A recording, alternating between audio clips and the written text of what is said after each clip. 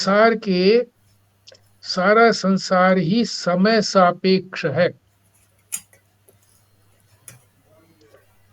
परमात्मा समय सापेक्ष नहीं है। समय सापेक्ष का क्या मतलब है?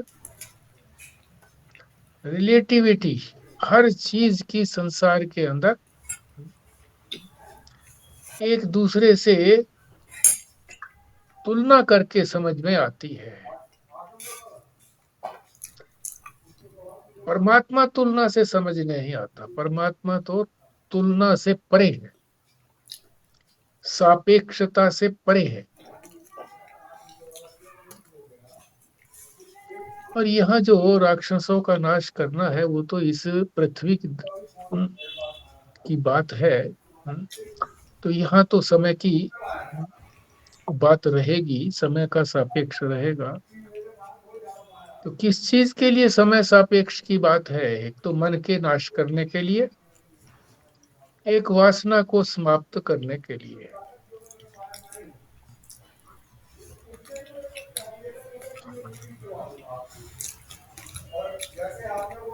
तो ये बात सापेक्षता की समझ ली है हमने। एक बात और समझनी है कि वो समय जो है वो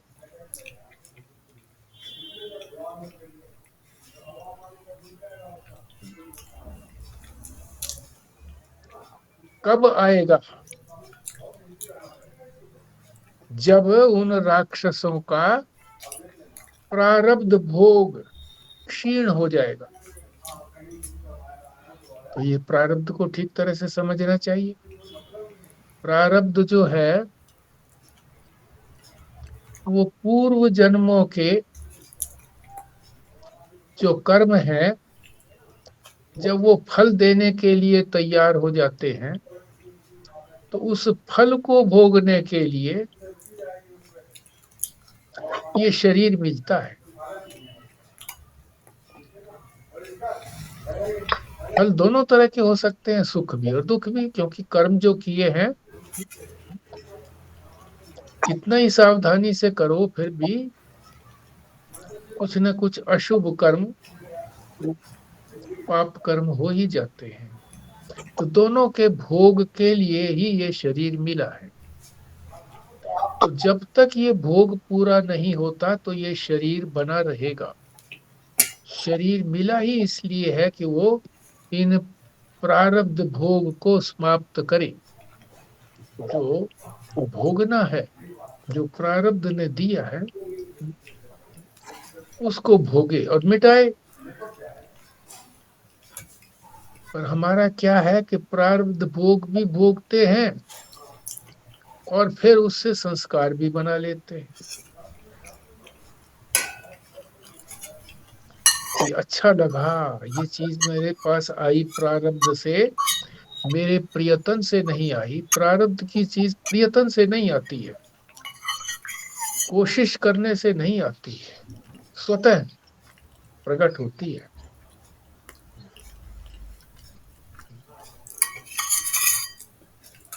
तो वो इसके लिए वासना भी बना लेता है कि इसमें मुझे सुख मिला। तो वासना क्या बना लेता है, बन जाती है कि मुझे फिर मिले ये सुख। और दुख मिला तो ये बनता है कि ये फिर ना आए। इसको राग द्वेष भी कहते हैं। राग हो गया फिर द्वेष हो गया। और जब ये बार बार राग द्वेष होता है तो वासना बन जाती है। अब इस चीज को समझना है कि जो भी हम फल भोगते हैं वो अपने प्रारब्ध से भोगते हैं, या हम अपनी वासना बना करके अपना स्वतः हम वासना बना लेते हैं और फिर भोगते हैं। तो यहाँ ये बताया है कि जिन जिन राक्षसों का प्रारब्ध क्षीण हो जाएगा, कि उनको जितने दिन ये शरीर में रहना है सुख या दुख भोगने के लिए, जब ये प्रारब्ध उनका क्षीण हो जाएगा, तो समय उतना पूरा हो जाएगा, तब उन उन दैत्यों को ही मार करके भगवान पृथ्वी का भार दूर करेंगे क्रमशः। जिसका जल्दी हो गया प्रारब्ध क्षय, उसको पहले मार देंगे। जैसे ताटका का, सुबाहु का, मारीच का, इनका समय जल्दी आ गया था, पूरा हो गया था वो भोग का, प्रारब्ध भोग का तो मार दिया। उसका, रावण का प्रारब्ध भोग और दूसरे राक्षसों का प्रारब्ध भोग भी क्रमशः जिस जिसका जब जब प्रारब्ध भोग पूरा होगा उनको भगवान मारेंगे। ऐसे नहीं है कि अपनी मनमर्जी से जिसको चाहे मार दे, फिर तो पक्षपात हो गया। पक्षपाती नहीं है। और उदाहरण दे करके समझाया कि जैसे गर्भ में 9 महीने लगते हैं पकने में, और खेती में 3 या 4 महीने में खेती पक जाती है।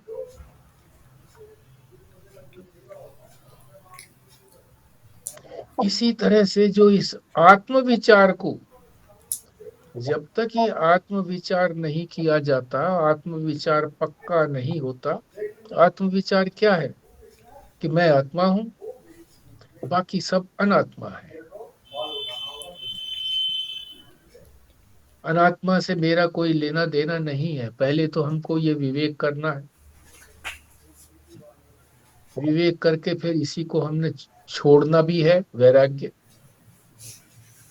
और फिर 6 प्रकार की संपत्ति है, षट संपत्ति, शम दम उपरति तितिक्षा श्रद्धा और समाधान, ये भी करना है। फिर मुमुक्षा, मोक्ष की तीव्र इच्छा।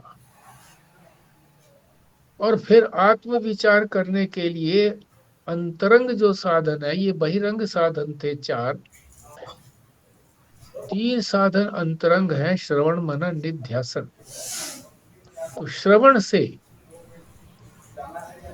फिर मनन करेंगे, आत्म विचार करेंगे बार बार। इसमें भी समय लगता है पक्का होने में कि मैं आत्मा हूं। क्योंकि अभी तो हम अपने आप को मैं शरीर हूं ये समझे हुए, चाहे स्थूल शरीर को भी मैं समझे हुए हैं, सूक्ष्म शरीर में इंद्रियां मन बुद्धि को भी मैं समझे हुए हैं। तो आत्म विचार ही इस बात को धीरे धीरे हमारी बुद्धि को परिवर्तित करेगा। जो बुद्धि अब अनात्मा के साथ मिल गई है, उसी को मैं मानती है।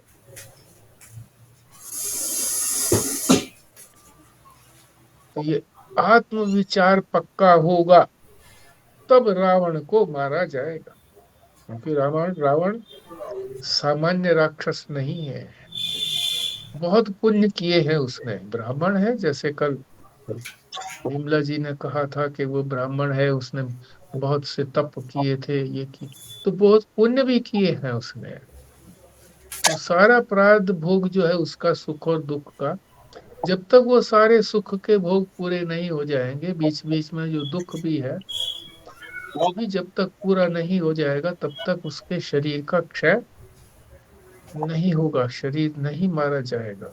तभी मारा जाएगा। उसके लिए समय का बता दिया कि 14 वर्ष लगेंगे इसमें, भगवान ने बता दिया।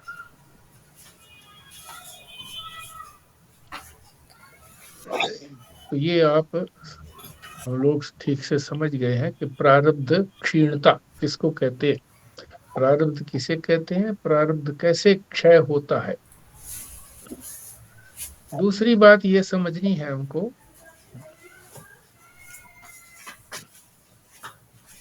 काल का पता कैसे लगता है कि कितना काल है।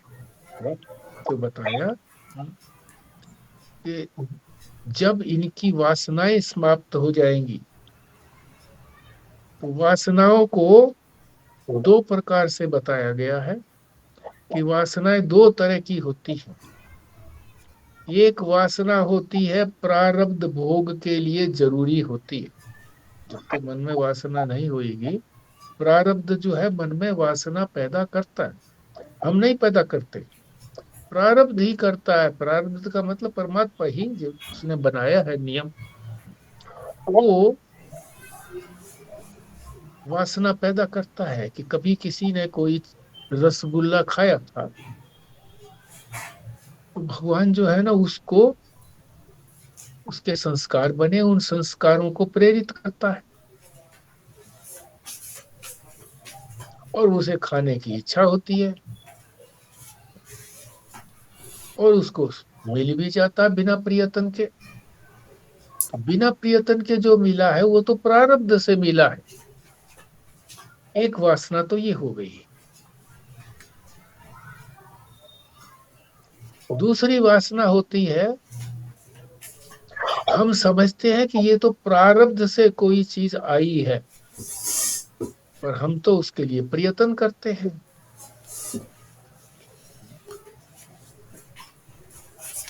कर्तव्य बुद्धि की वासना।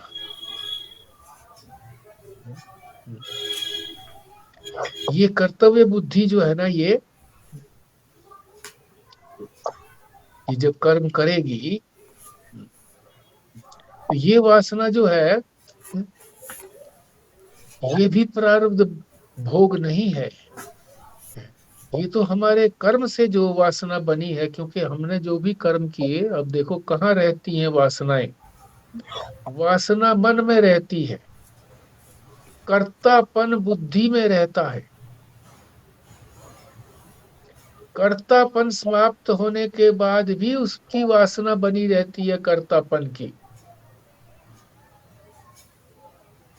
जैसे बहू आ गई, कमेरी बहू है, आज्ञाकारी है, उसने कह दिया अपनी सास से कि माता जी, मैं सारा किचन का काम करूंगी, दूसरा काम करूंगी है, आप चिंता ना करो, सारी उम्र आपने काम किया है, अब तो आपको आराम मिलना चाहिए। उसने तो हित की बात कही है, और उसे ये लगता है कि देखो आते ही सारे घर का कंट्रोल कर लिया, मुझे किचन में ही जाने को मना कर दिया। हाँ? किचन में जाने की जो सारी उम्र की वासना थी, वो फिर चली जाती है बार बार। तो ये कर्म की वासना है। एक भोग की वासना होती है, एक कर्म की वासना होती है। तो भोग की जो वासना है, वो तो यदि प्रारब्ध के वशीभूत होकर के भोगते हैं, उसको तो परमात्मा उत्पन्न करता है, क्योंकि उसने भोग को पूरा करना है। उसी के लिए शरीर मिला है, संस्कारों को उत्पन्न करेगा और फिर वो प्रेरित होकर के भोग उसके सामने बिना प्रयत्न के आएगा और उसको भोगेगा। और जो दूसरी जो कर्तृत्व की वासना है, कर्तापने की जो बुद्धि में है, ये तो मन में रहती थी।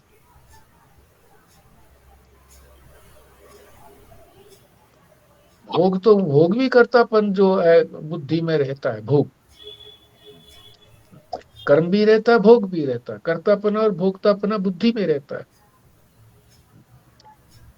संस्कार और वासनाएं मन में रहते हैं।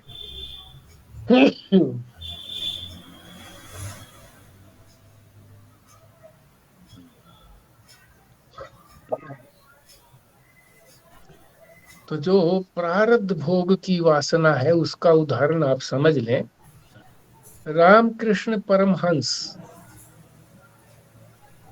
भोजन के लिए बड़े उत्तावली रहते थे।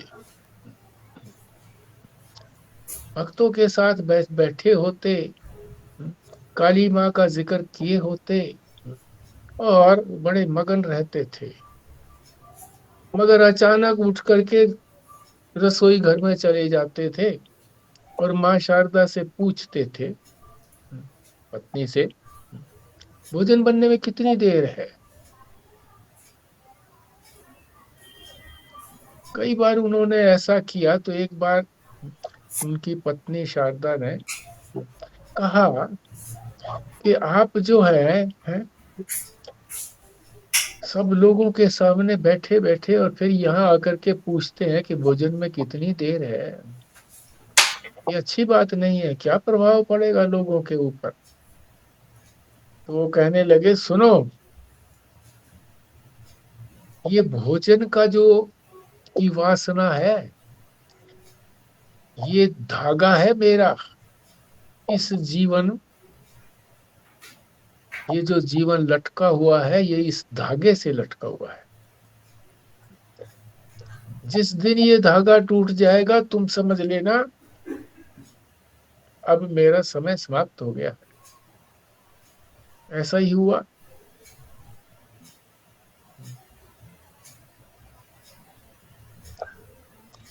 एक दिन शारदा भोजन लेकर के आई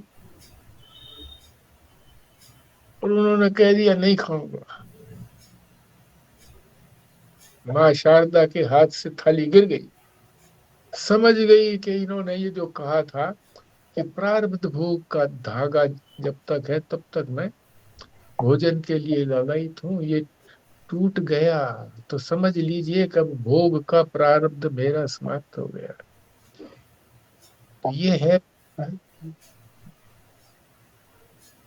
ये जो वासना है प्रारब्ध प्रारब्ध भोग की, ये तो परमात्मा है, इसको, इस डोरी को पकड़े हुए है। एक वासना हमारे कर्तापन की वासना है, कर्तृत्व बुद्धि से इच्छा हुई कि रसगुल्ला खाना है, फिर उसके लिए प्रयत्न किया, मेरा प्रयत्न हुआ ना, फिर वो मिला, उसको खाया और वासना बनी। और यदि रसगुल्ले के लिए प्रयत्न किया नहीं, स्वतः आ गया, इच्छा तो हुई थी और प्रयत्न नहीं हुआ,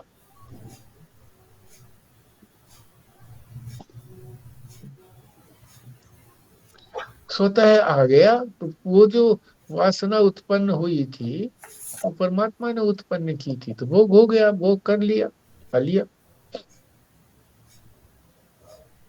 इसी भोग में ही ये समझिए कि भोग जो है वो, ये तो दो तरह की वासना हो गई, एक प्रारब्ध भोग की वासना, एक कर्तव्यपने की वासना, कर्तृत्व की वासना। अब जो भोग है वो भी दो तरह का है ना, सुख का भोग और दुख का भोग। भोगने तो दोनों है।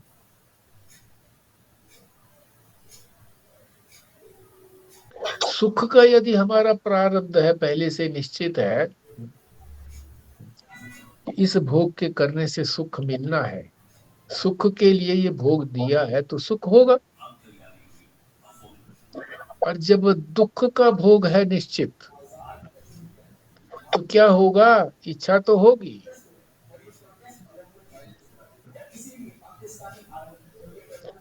प्रेरणा तो होगी, पर रसगुल्ला आएगा, मगर वो रसगुल्ला होगा सड़ा हुआ,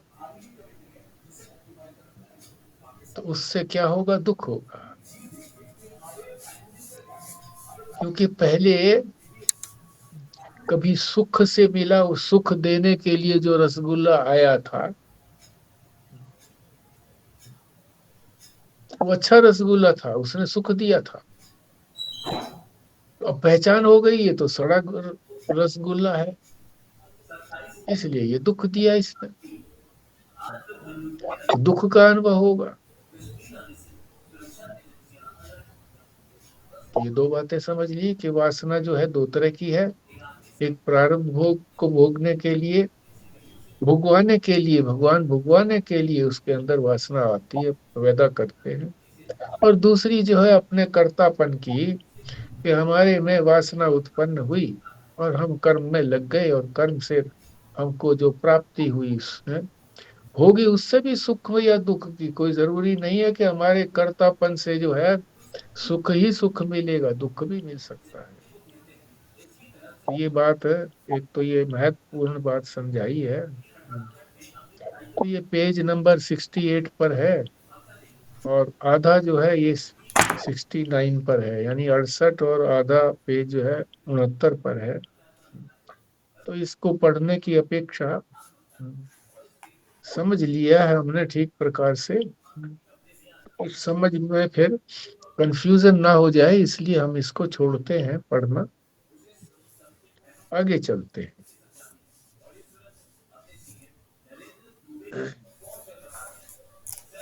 तो भगवान ने कहा उसको, नारद जी को याद दिलाने के लिए आए थे वो, कि आपको ब्रह्मा जी ने ठीक समय पर भेजा है, काम शुरू होने वाला ही है।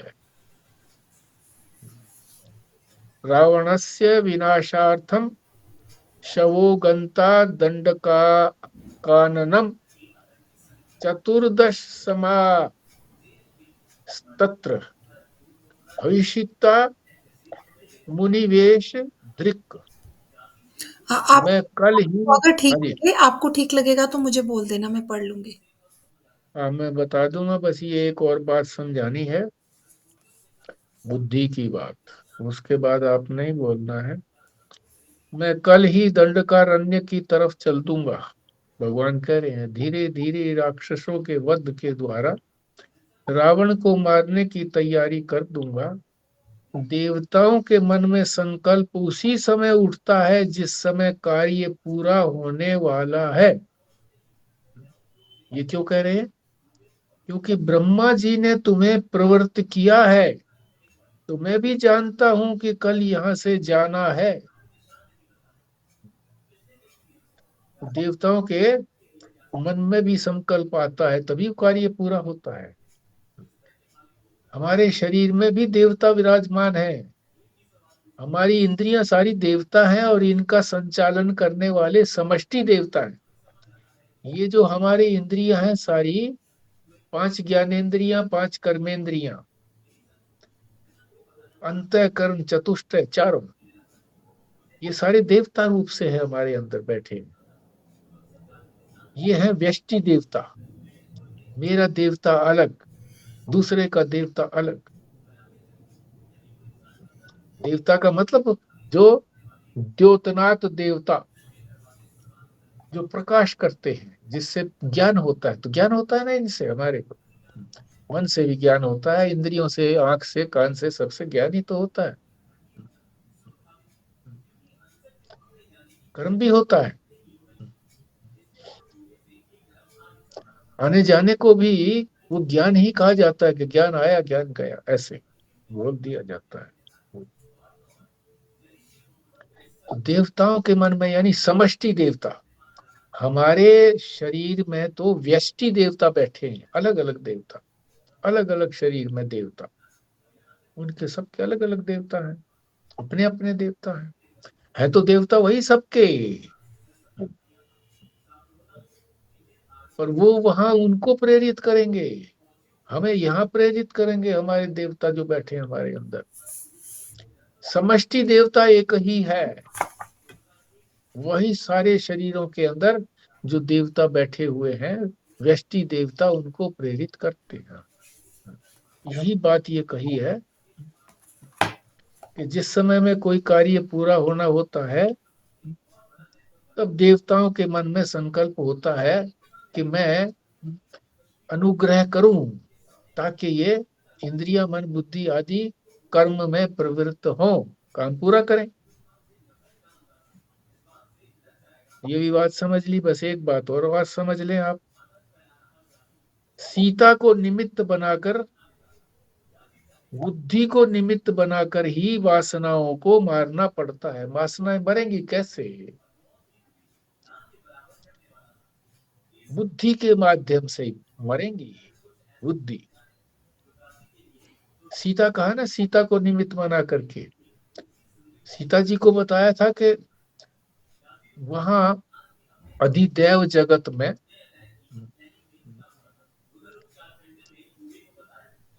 तो सीता जी हैं,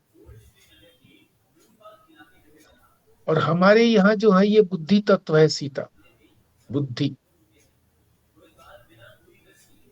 जैसे सीता जी जो है सहयोगी रहती है भगवान राम की, इसी तरह से हमारे अंदर जो परमात्मा बैठा हुआ है, उसमें बुद्धि सहयोगी है, बुद्धि उसके निकटतम है। जैसे सीता जी राम जी के निकटतम है, यहाँ तक कि महात्मा कहते हैं कि राम ही सीता है, सीता ही राम है। इसी तरह से हमारे में भी बैठे हैं, सीता जी बैठी हैं, यानी बुद्धि बैठी है। तो बुद्धि को निमित्त बना करके ही वासनाओं को मारना पड़ेगा। बुद्धि में क्या है? कर्तापन। मन में क्या है? वासना। तो मन की वासनाओं को भी बुद्धि मारेगी, क्योंकि बुद्धि सुप्रीम है मन से। बुद्धि मन को कंट्रोल कर सकती है, मन नहीं कंट्रोल कर सकता। तो मन की वासनाओं को भी समाप्त करेगी, और बुद्धि के अंदर अपनी जो कर्तापन की भावना है उसको भी बुद्धि समाप्त करेगी। परंतु एक बात बड़ी अटपटी सी लगती है कि जिसके अंदर, बुद्धि के अंदर वासना है, तो बुद्धि अपनी वासना को कैसे समाप्त करेगी? मैं अपने आप को तो मारना नहीं चाहता ना। तो फिर उसका बताया है किस विधि से मारा जाएगी वो कर्तापने की भाव वासना जो है, वो कैसे मारी जाएगी बुद्धि की। बार बार ब्रह्माकार वृत्ति बनाती है बुद्धि। बुद्धि भी की बनती है वृत्ति ब्रह्म के आकार की। अभी हमारी जो वृत्ति बनती है, चाहे मन की वृत्ति बने, बुद्धि की वृत्ति बने, सीमित बनती है, छोटी छोटी वृत्ति, क्योंकि सारे पदार्थ छोटे छोटे हैं, सीमित है। जब इन सारे पदार्थों की तुच्छता को जान लिया, तो इधर जाने की प्रवृत्ति नहीं होगी। छोटे पदार्थों में जो महान पदार्थ है, आत्मा, परमात्मा, ब्रह्म है, उसकी वृत्ति बनाएगा। शास्त्र का श्रवण करके, गुरु के मार्गदर्शन से, गुरु और शास्त्र वचन में श्रद्धा करके जब ऐसा करेगा, तो ब्रह्माकार वृत्ति बनाएगा।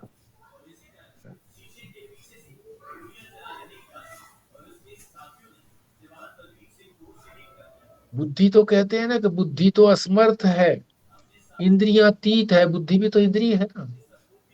इंद्रियों से परमात्मा का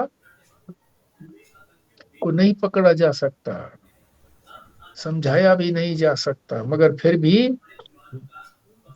कैसे होता है? जब बार बार परमात्मा की ब्रह्माकार वृत्ति बनती है, और परमात्मा का अनुसंधान होता है उसके अंदर। अनुसंधान का मतलब क्या है?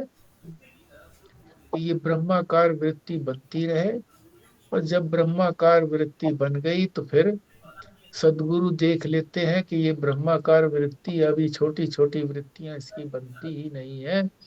तो फिर महावाक्य का उपदेश देता है, और महावाक्य जो है वो साक्षात जो है ज्ञान को उत्पन्न करके, ज्ञान ही साक्षात कारण है अज्ञान को नष्ट करने का। वो तो अज्ञान को नष्ट करने का है, मगर यहाँ वासना की जो बात आ गई है,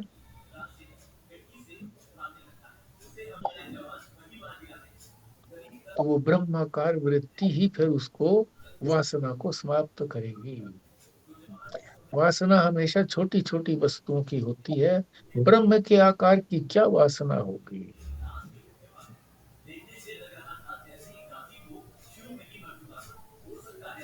तो ये बुद्धि ने अज्ञान का नाश नहीं किया, अज्ञान का नाश तो किया ज्ञान ने।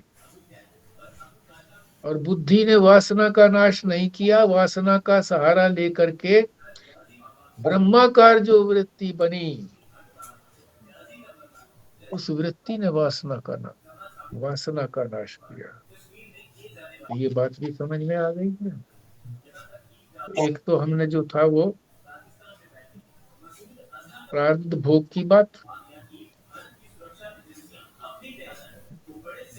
कि प्रारब्ध वासना जो है वो दो तरह की होती है। एक प्रारब्ध को भुगवाने के लिए होती है वासना, एक जो है अपने कर्म करके, हम प्रयत्न करके उसमें हमारी वासना से करते हैं हम प्रयत्न, वो भी वासना है। एक बार तो वो हमें, जो कि आपने बोला ना कि ज्ञान, बुद्धि ने ज्ञान का वो करा, एक बार दोबारा से बताइए तो जरा। हाँ हाँ हाँ हाँ जी, वासना जो है वो कर्तापने की वासना बुद्धि में है, क्योंकि बुद्धि में कर्तृत्वपना है और भोगपना है। कर्ता भोक्तापना बुद्धि के अंदर ही है।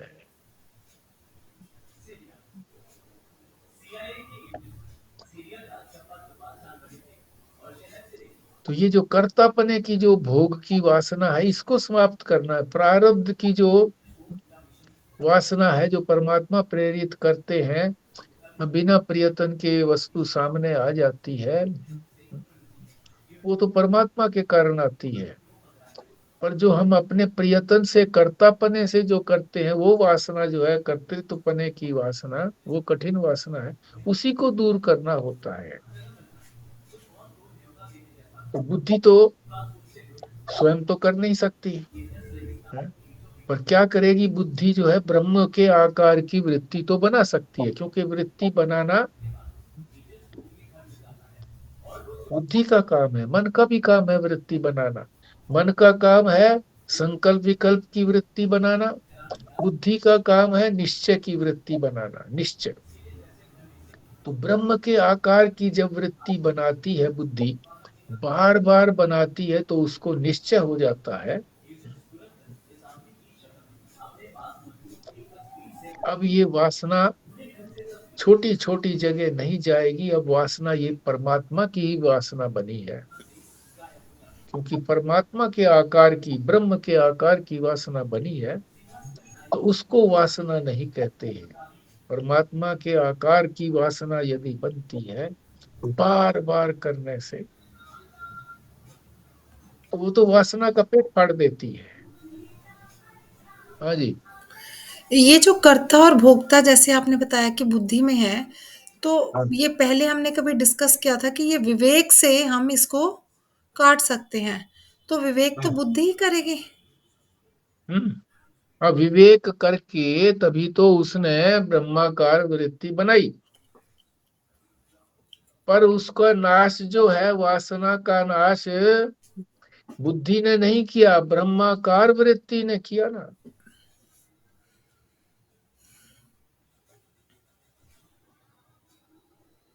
यही बात ठीक से समझ में। साक्षात साधन नहीं है बुद्धि, निमित्त बनी है। ब्रह्माकार वृत्ति का निमित्त बनी है बुद्धि।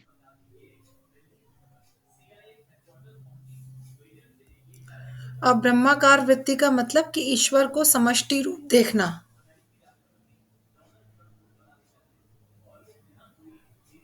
समष्टि भी देवता है, समष्टि से भी ऊपर की बात आई है। समष्टि भी देवता रूप से है। देवता रूप से समष्टि जो है ना, वो विराट, हिरण्यगर्भ और ईश्वर, वो नहीं है। ये ब्रह्म की बात है, देवता नहीं है ये।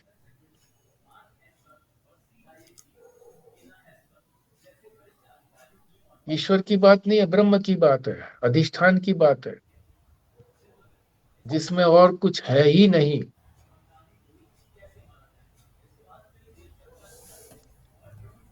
जब हम कह रहे हैं कि ब्रह्म के आकार की वृत्ति बनाओ, मतलब आकार की बात कर रहे हैं ना हम, व्यापक हम्म। वृत्ति बनाओ, तो फिर हम्म। आकार तो ईश्वर में ही है ना, ब्रह्म में तो आकार नहीं है।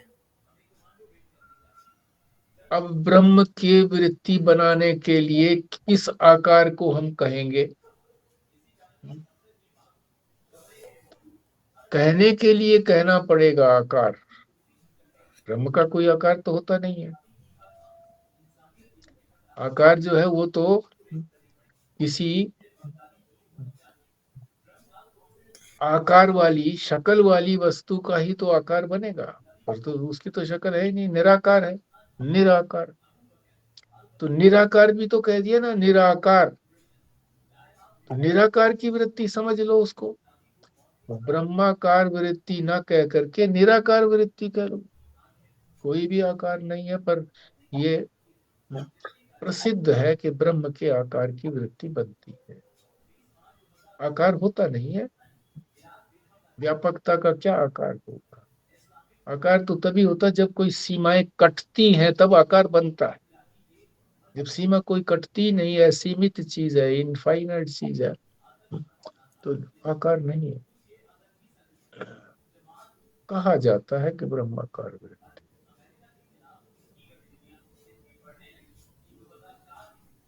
रेणु जी ये समझ गए ना आप, वो जो बात आई थी, कह रहे थे जी बुद्धि वाली जो बात है। जी अब जी। यहाँ से आगे फिर स्वस्तिका तुम पढ़ो, अगला पृष्ठ है ये आपकी पुस्तक में कहीं और भी हो। ये सुन करके नारद जी बड़े प्रसन्न होकर वहां से चल दिए। आगे पढ़िए। हाँ जी। देवताओं का संकल्प तो तुरंत पूरा होता है। दशरथ के मन में आया कि अब मैं वृद्धावस्था को प्राप्त हो गया हूँ, इसलिए राम का अभिषेक राज्याभिषेक कर दूं। वशिष्ठादि को बुलाकर उन्होंने यह बात कही। ततः सर्वगुणोपेतं रामं राजीवलोचनं ज्येष्ठं राज्ये अभिषेष्यामि वृद्धो अहं मुनिपुंगव। अब मैं वृद्ध हो गया हूँ, इसीलिए राम का राज्याभिषेक करूंगा। आगे वे बड़े राजनैतिक महत्व की बात कहते हैं। अब ये राजनीति की बात चलेगी, बड़ी महत्व की बात है राजनीति की। हाँ जी। भरतो मातुलं द्रष्टुं गतः शत्रुघ्नसंयुक्तः अभिषेक्षे श्व एवाशु भवानस्तचूनुमोदताम्। भरत शत्रुघ्न के साथ अपने मामा के घर गया हुआ है। मैं कल ही राम का अभिषेक कर दूंगा। इस बात में आप लोग सब अपना अनुमोदन करें, यानी समर्थन दे दें। यह है राजनीति का विषय। अध्य- मतलब बात नहीं छोड़ा और समझ लिया कि भाई हाँ अवसर ऐसा है कि वो गया हुआ है। और ये ये क्यों हाँ, क्यों सोचा कि भाई वो गया हुआ है? क्योंकि कोई प्रतिज्ञा की थी कि कई से। अब वो गया हुआ है तो ये बहाना मिल गया कि वो है नहीं यहाँ पर, इसलिए हमने तो इसका कर दिया। और भी कारण बताएंगे आगे, चलिए पढ़िए। यह है राजनीति का विषय, आध्यात्मिक विषय तो नहीं है। केकई से जब विवाह हुआ था, उस समय कौशल्या एवं सुमित्रा से विवाह हो चुका था, परंतु संतति नहीं हुई थी। कैकेयी राजा अपनी लड़की देने को तैयार नहीं था, मगर शर्त यह रखी कि ऐसी प्रतिज्ञा करो कि कैकेयी का जो पुत्र होवे उसका अभिषेक करो, तब तो मैं कैकेयी को विवाह में दूंगा, नहीं तो नहीं दूंगा। इसी शर्त पर यह विवाह संपन्न हुआ था। उस समय दशरथ को कोई भी आशा नहीं थी कि कौशल्या को इस बड़ी उम्र में बच्चा होगा। जब केकई से भी बच्चा नहीं हुआ, तब पुत्र कामेष्ठी द्वारा तीनों रानियों से चारों पुत्र पैदा हो गए।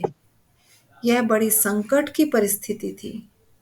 दशरथ बड़े राजनीतिज्ञ तो थे ही। उन्होंने विचार किया कि जब तक भरत मामा के घर गया हुआ है, तब तक मैं यह काम पूरा कर लूं और शायद यह समस्या टल जाएगी। इसलिए उन्होंने आदेश दिया कि कल ही तैयारी कर लो। यदि ज्यादा समय बीच में दोगे तो बात बढ़ेगी, परंतु काम बन जाए तो अच्छा है। यह नहीं कि वे प्रतिज्ञा तोड़ रहे हैं। सहज प्रक्रिया से कैकई का पुत्र होता, तब प्रतिज्ञानुसार वह राज्य का अधिकारी था। किंतु जो पुत्र हुए थे, वे कैकई के कारण नहीं, वरन यज्ञ के फलस्वरूप हुए थे। अतः उस प्रतिज्ञा का संदर्भ नहीं रह गया था। और एक तो बात ये हो गई कि भाई वो यज्ञ के फल स्वरूप हुए थे, कोई के कई के वो उससे थोड़े ही हुए थे। यज्ञ किया था तो हुआ, तो नहीं होता। और दूसरी बात ये है कि ज्येष्ठ भ्राता जो है वो तो राम है। अब ये पढ़िए किसको भी ज्येष्ठा क्रम से। अब ज्येष्ठता क्रम से राम ही अधिकारी थे। इस प्रकार दशरथ गलती तो नहीं कर रहे थे, लेकिन जानते थे कि प्रतिज्ञा को निमित्त बनाकर इस पर प्रश्न उठ सकता है, अतः उसके अवसर से बचना चाहते थे। यह राजनीति हमेशा याद रखनी चाहिए, जिसे आजकल के राजनीतिज्ञ याद नहीं रखते। किसी भी काम को करने में जितना विलंब किया जाएगा, उतना विरोध ज्यादा पैदा होगा। इसलिए जब कोई कार्य करना हो तो किसी को खबर लगे, उससे पहले काम खत्म कर लो। चाहे यह राष्ट्र का काम हो, चाहे घर का काम हो, यदि किसी काम को ना करना हो तो सबसे पहले सलाह करनी चाहिए। उसमें उसमें तब तक इतना विरोध हो जाएगा कि तुम कह सकते हो कि मैं तो करने को मना नहीं कर रहा था, लेकिन अब सब लोगों का विरोध है, क्या किया जाए।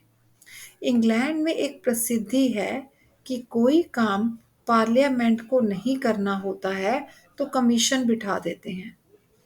राजनीति में धीरे धीरे करना चाहोगे तो सिवाय असफलता के कुछ हाथ नहीं आएगा।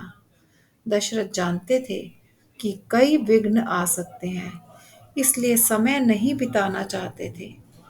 उन्होंने वशिष्ठ जी को एक बार भी नहीं पूछा कि कल अभिषेक करना चाहता हूं, कैसा दिन है।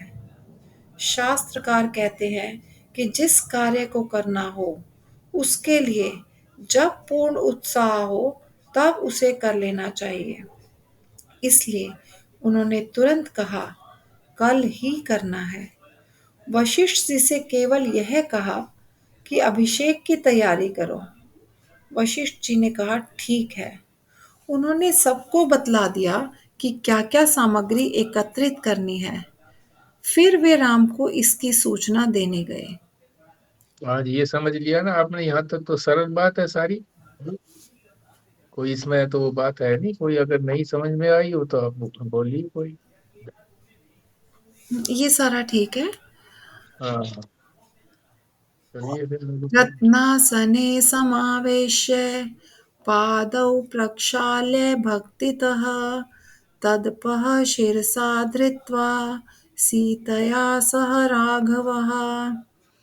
भगवान राम ने उठ करके वशिष्ठ जी को रत्न के आसन पर बिठाया, उनके पैरों को धोया, चरणों को धोकर रामचंद्र जी और सीता, जो दोनों ने उनके चरणामृत को अपने सिर पर धारण किया, और प्रार्थना की कि आप कैसे पधारे। वशिष्ठ जी ने कहा, जानामि त्वाम परात्मानं लक्ष्म्या संजातम् ईश्वरम् देवकार्यार्थसिद्धर्थ भक्तानां भक्तिसिद्धये रावणस्य वधार्थाय जातं जानामि राघव तथापि देवकार्यार्थं गुह्यं नोद्घाटयाम्यहम्। मैं जानता हूं कि आप साक्षात परमेश्वर उत्पन्न हुए हैं और ये सीता लक्ष्मी है। यह बात मैं जानता हूँ कि आप रावण को मारने के लिए उत्पन्न हुए हैं, लेकिन यह देव कार्य होने से गुह्य है। आजकल कई बार लोग कहते हैं कि वशिष्ठ जी ने सारी तैयारी कर ली, उनको पता भी नहीं लगा कि क्या होने जा रहा है। वशिष्ठ जी यहाँ रामचंद्र से सत्य कह रहे हैं कि लीला का प्रसंग गुप्त रखने लायक है, इसलिए मैं बोलता नहीं हूँ। जैसे आप माया का आवरण रखते हैं, उसी प्रकार तुम शिष्य और मैं गुरु हूँ।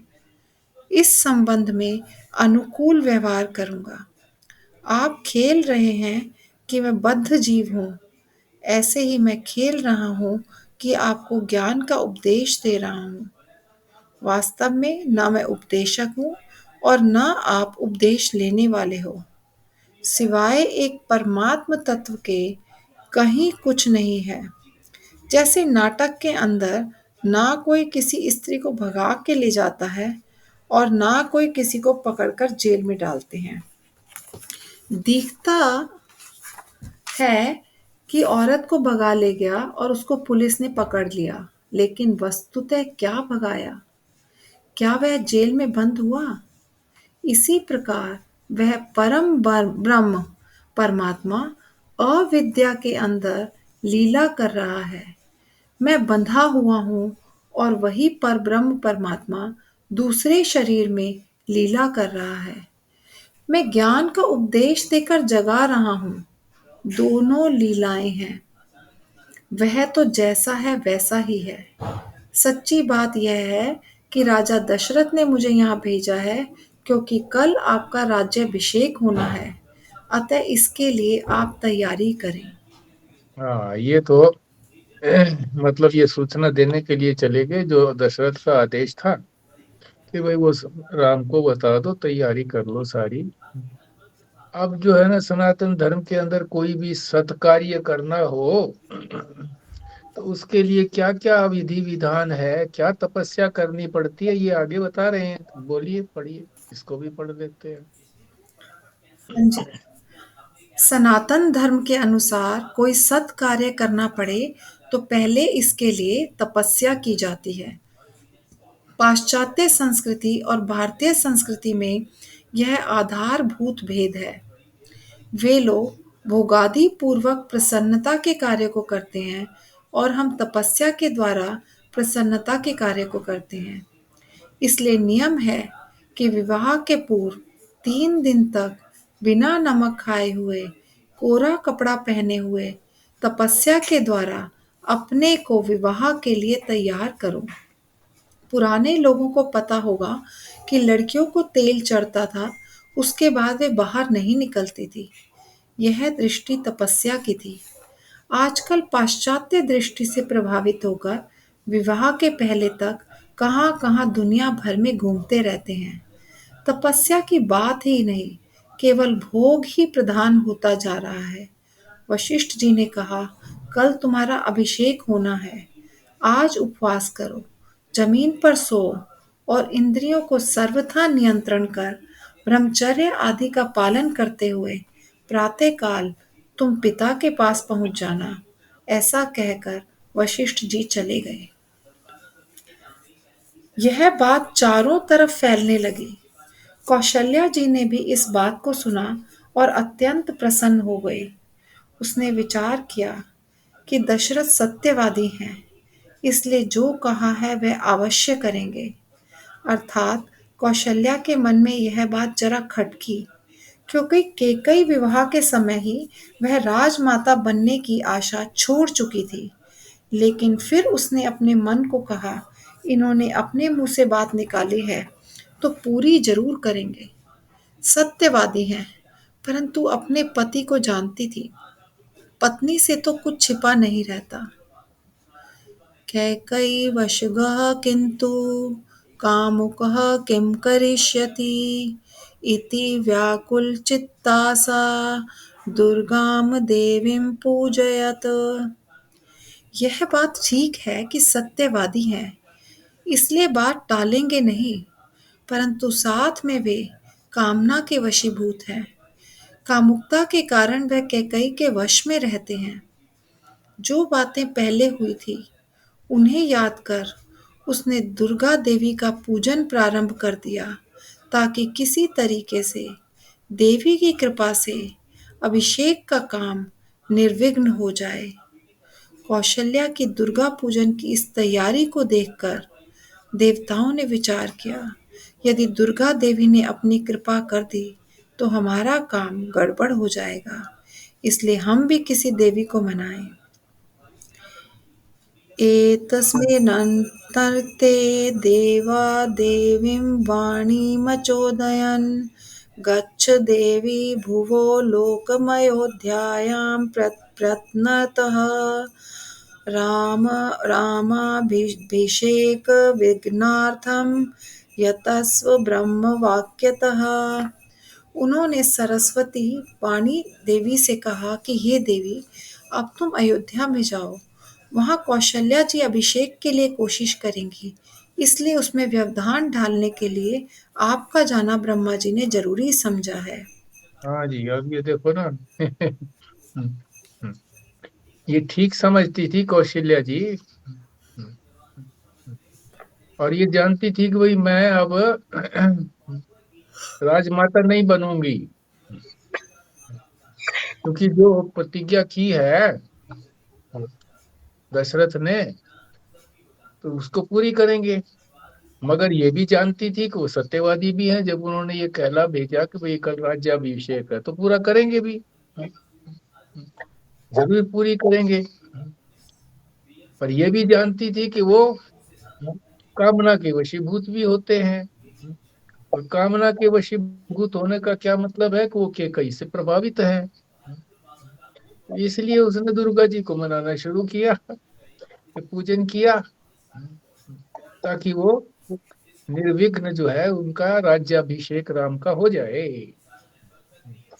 पर देवता लोग जो इस बात को जान गए कि अगर ये पूरा हो गया तो पृथ्वी का जो भार उठाने वाली बात है, फिर तो ये राजकाज में व्यस्त हो जाएंगे भगवान राम, तो वो काम पूरा नहीं होगा। तो देवता लोगों ने उसके उलट किया। उन्होंने सरस्वती देवी से कहा, वाणी से कहा।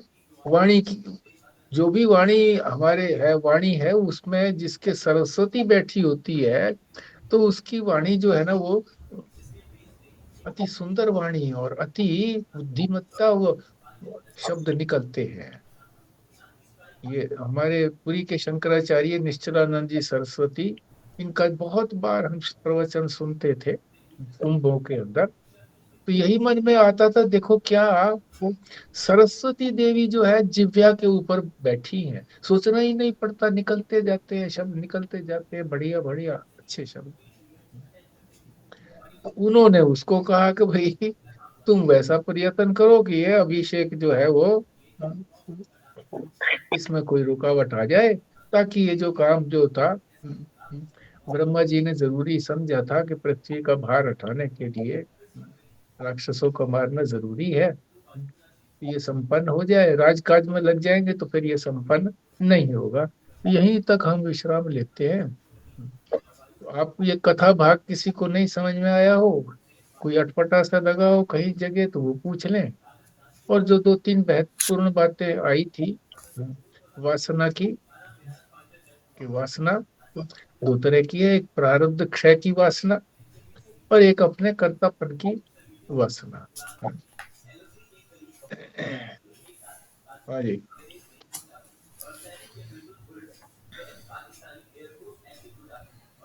जैसे यहाँ पे एक जगह पे ये लिखा है ना कि उन्होंने गुरुजी ने कहा, उनके वशिष्ठ ऋषि ने कहा कि जैसे आप माया का आवरण रखते हैं, तो आपने कल एक बार बताया था कि जैसे हम शॉल पहन लेते हैं, ऐसे भगवान भी माया का आवरण ऊपर ओढ़ लेते हैं और जब चाहते हैं उसको हटा देते हैं। वैसे तो देखा जाए तो हमारा भी तो अज्ञान का आवरण वैसा ही है एक तरह का, पर हम उसको हटा नहीं पाते। जैसे ईश्वर तो उसको आराम से ओढ़ भी लेते हैं और हटा भी देते हैं, पर हम उसको नहीं हटा पाते ना, क्योंकि हमने उसको ही अपना समझ लिया जो आवरण था। हाँ, बिल्कुल ठीक बात है। उसका हमारा उसी के अंदर अध्यास हो गया, तादात में अध्यास हो गया। कपड़ा और मैं एक ही है, कपड़ा और मैं एक ही है। ये इतना दृढ़ हो गया है, इसी को कह दे तादात में अध्यास।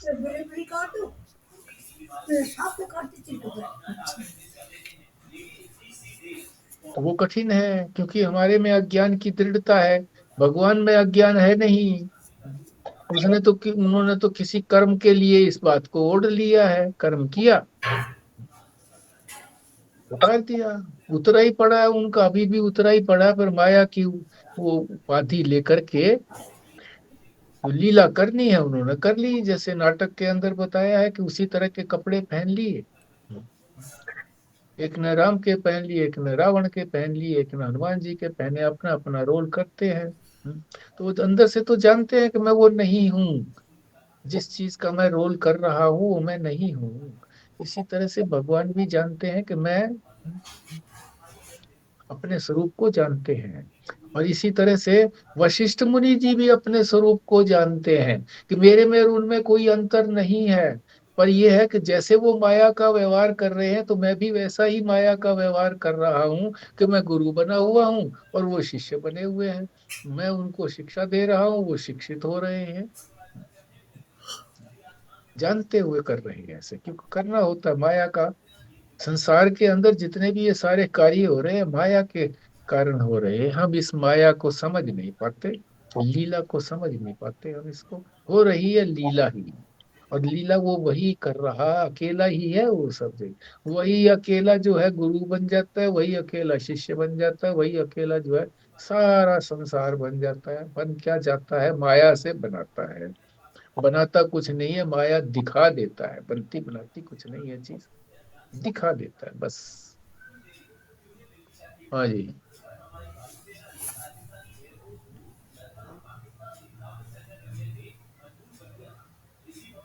कृष्णा जी कुछ बोल रहे हैं?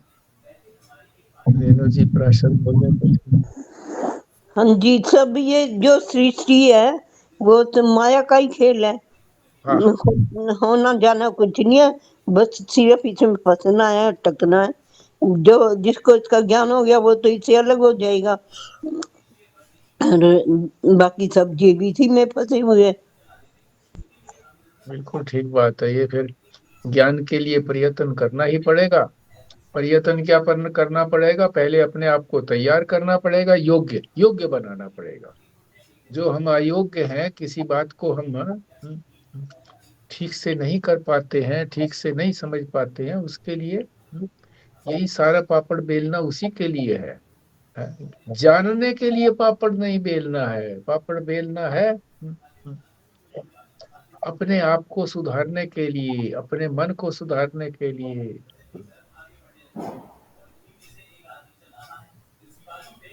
जानने में तो देर ही नहीं लगती है। जहां प्रकाश हुआ और वो चीज का पता लग गया बस। प्रकाश करने में देर लगती है। दीपक पहले, दीपक लाओ, फिर उसको पानी में डाल करके उसको ऐसा करो कि उसमें ज्यादा घी ना खर्चो। फिर उसको सुखा करके फिर उसके अंदर घी या तेल डालो, बत्ती डालो, फिर माचिस से उसको जलाओ। ये सारा यहाँ तक तो प्रयत्न है। ये यही हमारे यहाँ जो है ये बहिर्साधन है, विवेक वैराग्य आदि है। और फिर आगे जो है वो माचिस जलाना जो है वो क्या है? अंतरंग साधन है। और जहां वो पूर्ण हुए, मनन निध्यासन पूरा हुआ, एकदम प्रकाश हो गया बस।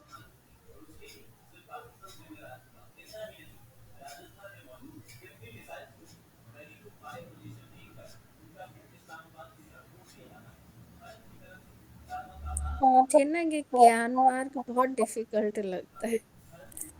ये सरलतम है, क्योंकि ये अपना ज्ञान है ना, ये तो अपना, हमको अपना ज्ञान करना है स्वयं का। अपने स्वरूप का ज्ञान तो सरलतम है, मगर अन्य को जानना तो बड़ा कठिन है। आपने एक विषय चुना, पीएचडी किया, फिर भी ये लगता होगा कुछ न कुछ कमी रह गई, और कोई ऐसा थोड़ा अधिक भी जानता होगा। और फिर एक ही विषय तो लिया, अनंत विषय है संसार के अंदर, तो इनको जानना सबसे कठिन बात है, अन्य को जानना सबसे कठिन बात। अपना तो मैं तो हूं ही हूं, इसका क्या जानना है बस। इसमें जो मिलावट हो गई है, इसको इसको हटा देना है बस। भ्रम को हटा देना है, और कुछ करना कराना नहीं है। पर होगा ये विधि विधान से, जिस तरह से शास्त्र में बताया है। सारी चीजें इसमें समझनी पड़ेंगी। हमारा जो है ना बेस कमजोर है। गीता के पढ़ने से भी पहले, गीता तो सरलतम भी है और सारा ही वेदों का ज्ञान देती है, एकांगी नहीं है। उपनिषद तो सूत्र रूप है, एकांगी एकांगी है। उनमें जो है वो शिक्षा की बात, तैयारी की बात कम है। तैयार हुए हुओं को ज्ञान देने की बात उपनिषदों में है।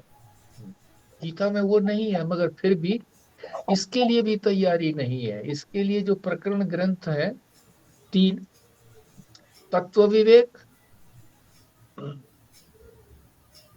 आत्मबोध और वेदांत सार, ये प्रारंभिक 3 छोटे छोटे पुस्तिकाएं, इनसे सब कुछ समझ लिया जाता है पहले। फिर उसके बाद फर्राटे से गाड़ी चलती है। फिर ये बार बार समझाने की जरूरत नहीं पड़ती है। अब बार बार समझाने की जरूरत पड़ती है, पीछे मुड़ करके बार बार बोलना पड़ता है, और कई बार पीछे मुड़ करके वो बात पूरी सी कहीं भी नहीं जा सकती और फिर समझ में भी नहीं आती है। तो इसके बाद ऐसा है कि ये महात्माओं का मैंने सुना है, अगर ऐसा संभव हुआ तो जिससे मैं सुन रहा हूँ आजकल, उन्हीं महात्माओं को आपको सुनवाऊं सामूहिक रूप से इस पुस्तिका की समाप्ति के बाद। तो ऐसा अगर संभव हुआ तो ज्यादा ठीक रहेगा, ताकि बेस बन जाए। मुझे तो बड़ा अच्छा लग रहा है, 2 प्रवचन रोज सुन लेता हूँ तत्व विवेक के। पहले जो था वेदांत सार के 9 सुने थे, फिर इसको प्रारंभ कर दिया। आत्मबोध का जो पिछले साल सुना था।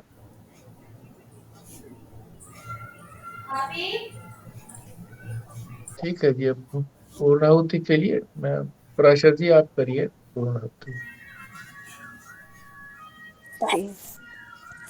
ॐ पूर्णमदः पूर्णमिदं पूर्णात् पूर्णमुदच्यते पूर्णस्य पूर्णमादाय पूर्णमेवावशिष्यते। ॐ शान्तिः शान्तिः शान्तिः। नारायण नारायण नारायण। नारायण नारायण। नारायण नारायण नारायण।